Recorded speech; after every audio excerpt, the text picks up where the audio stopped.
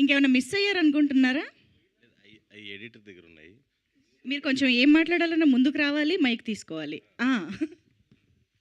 Thank you అండి. ఈ గోదావరి గట్టు పైన థ్యాంక్ మీట్కి వచ్చిన మీడియా వారందరికీ, సినిమా లవర్స్ అందరికీ థ్యాంక్ యూ సో మచ్.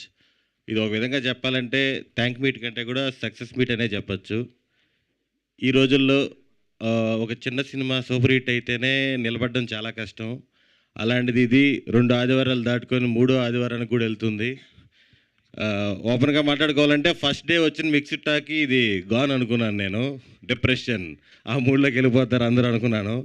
కానీ ఈ సినిమా రిలీజ్ అయ్యి మిక్స్డ్ టాక్తో స్టార్ట్ అయ్యి అలా మిక్స్డ్ టాక్ స్టార్ట్ అయినాక అందరం కొంచెం డల్ అయ్యాము. ఆ తర్వాత ఎవరైతే నిలబడ్డారో అభినవ్ గారు, సుమంత్ ప్రభాసు, సుభాష్ చంద్ర, వీళ్ళు నిలబడి ఓకే మనం తీసిన ఒక ఫ్యామిలీ సినిమా కదా, మనం ప్రమోట్ చేద్దాం, ఫ్యామిలీస్ వస్తారు అది ఇది ఏ నమ్మకం అయితే ప్రమోట్ చేశారో ఫ్యామిలీస్ అందరు కదిలి వచ్చారు.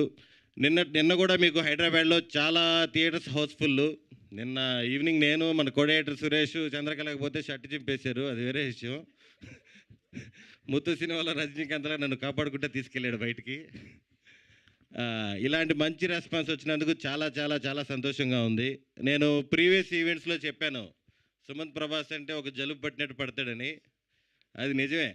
మామూలుగా జలుబు ట్యాబ్లెట్లు వేసుకోకపోయినా 1 వీక్ తగ్గుద్ది కదా, అలాగా మనోడు సినిమా రిలీజ్కి ముందు రిలీజ్ తర్వాత ఎటువంటి లో అవ్వకుండా ఈ సినిమాకి అంతా రివర్స్లో జరిగాయి. కలెక్షన్స్ అవ్వచ్చు, టాక్ అవ్వచ్చు. ఫస్ట్ రిలీజ్ అయినప్పుడు ఏం లేదు, కష్టం రా అన్నారు. కొద్ది రోజుల తర్వాత పర్లేదు సినిమా అని, ఇప్పుడు బెటర్గా ఉంది. అలా తెలియకుండా ఫ్యామిలీ ఆడియన్స్ బయటికి రావడం, సినిమా రోజు రోజుకి డెవలప్ అవ్వడం, ఇన్ని కోట్లు కలెక్ట్ చేయడం నిజంగా చాలా చాలా సంతోషంగా ఉంది.